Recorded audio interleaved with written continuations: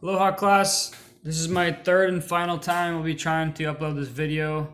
To be honest, I do not like video assignments for this reason because Canvas always it decides whether to save your work or not. So, start off, how does the Virgil's Underworld compare to that of Gilgamesh and to Homer's Odyssey? So, in the first readings, Sybil is described. It describes Tartarus as one of.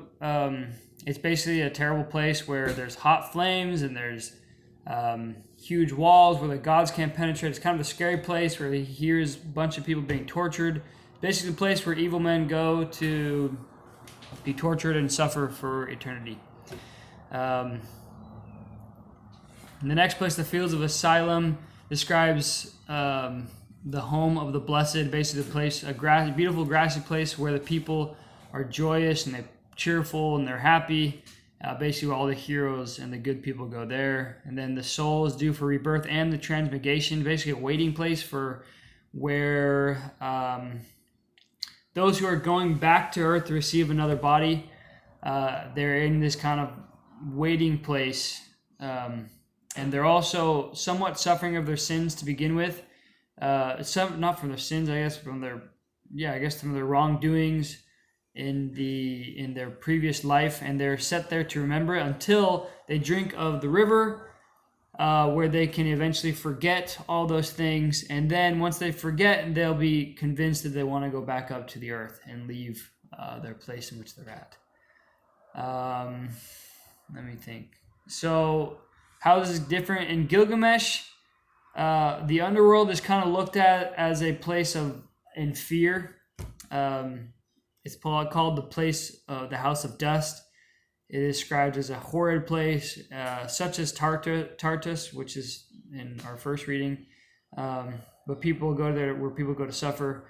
I would say the difference is mostly that the place is based off of fear from Gilgamesh, and that he's so scared. He does all these things. He goes there to try and find immortality. He doesn't want to go there. Where in the other place, it doesn't seem like it's too bad of a place, especially for the heroes of the world, unless you're a bad person. In the Odyssey, in Homer, the Odyssey, I remember in he goes there to kind of correct his wrongdoings, I guess you could say, but also, let me think, I just got distracted. So the difference there is that when he goes there and talks to all those people, instead of them forgetting their past by drinking the river, they're always set in their same state of mind. So everyone he talks to, they all try and give him advice because they remember their past, they remember what had happened. Whereas the other people, they kind of forget. And then the second question from the source suggests about Roman self-image. Basically, in the future race, they're talking about their birthright to rule and reign over the world. They're talking about how it's their destiny to overpower everyone and even accomplish tasks that even the gods could not accomplish, such as they say that they could do things greater than even Hercules could not do. So, and then the last reading, basically is saying that to fulfill their destiny, which they had proclaimed previously, that they need to be true to their country of Rome and work together to rule. So they thought of themselves as a very